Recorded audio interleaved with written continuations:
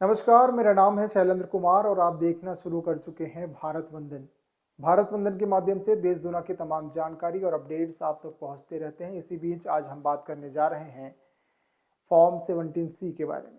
जी हाँ, लोकसभा चुनाव 2024 देश में 7 चरणों में चुनाव होना है और अभी 5 चरणों का चुनाव हो चुका है और आज 25 मई छठे चरण का चुनाव होना है।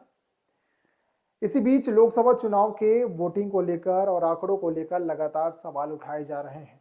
ऐसा इसलिए क्योंकि वोटिंग होने के बाद आंकड़े कई कई दिनों बाद जारी हो रहे हैं। राजनीतिक पार्टियां ये बात बार बार कह रहे हैं कि चुनाव के दिन आंकड़े कुछ और होते हैं और कुछ दिन बाद कुछ और हो जाता है और इन सभी मामलों को लेकर इन दिनों फॉर्म 17C सुर्खियों में है। आखिर क्या है फॉर्म 17C, आइए जानते हैं। सुप्रीम कोर्ट ने शुक्रवार को भारतीय निर्वाचन आयोग को मतदान खत्म होने के 48 घंटे के भीतर वोटिंग का आंकड़ा और मतदान का रिकॉर्ड यानी फॉर्म 17C को वेबसाइट पर अपलोड करके सार्वजनिक करने का आदेश देने से इनकार कर दिया है। शीर्ष अदालत ने कहा है कि वह चुनाव प्रक्रिया के बीच में किसी भी तरह से कोई भी हस्तक्षेप करने के इच्छुक नहीं है।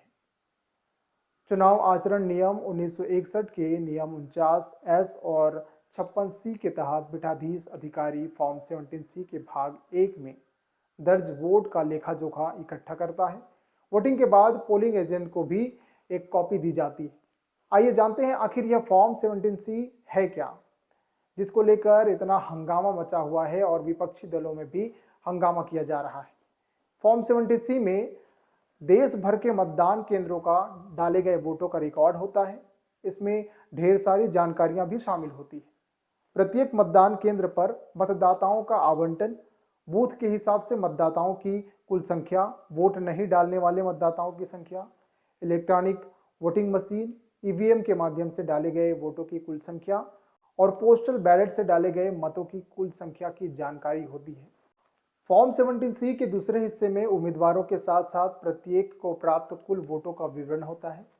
इसके अतिरिक्त यह इस बात की जानकारी देता है कि दिए गए बूथ पर दर्ज किए गए वोट कल डाले गए वोट से मेल खाते हैं या नहीं। फॉर्म 17C का दूसरा हिस्सा मतगणना केंद्र के पर्यवेक्षक के द्वारा भरा जाता है। इसमें प्रत्येक उम्मीदवार या उनके प्रतिनिधि के हस्ताक्षर की आवश्यकता होती है। इसकी जांच रिटर्निंग अधिकारी द्वारा दी जाती है। सुप्रीम कोर्ट ने इसी के दौरान जस्टिस दीपांकर दत्ता और सतीश चंद्र शर्मा की अवकाशकालीन पीठ ने कहा है कि चुनाव प्रक्रिया के संबंध में अदालत को हैंड ऑफ दृष्टिकोण अपनाना होगा। पीठ ने कहा कि चुनाव के दौरान व्यवहारिक दृष्टिकोण को अपनाया जाना चाहिए। शीर्ष अदालत ने कहा है कि वह इस वक्त ऐसा कोई भी आदेश पारित नहीं कर सकता क्योंकि चुनाव के 5 चरण संपन्न हो चुके हैं और महज 2 चरण बाकी हैं। पीठ ने कहा कि इन तथ्यों को देखते हुए निर्वाचन आयोग के लिए लोगों को काम पर लगाना मुश्किल होगा।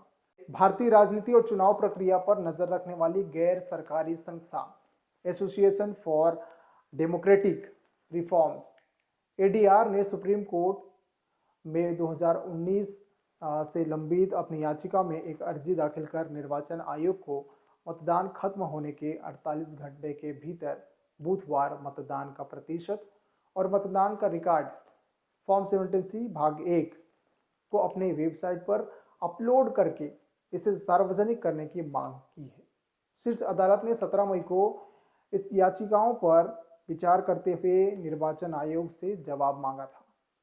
ये तो तमाम जानकारी है फॉर्म 17C आपने सुना।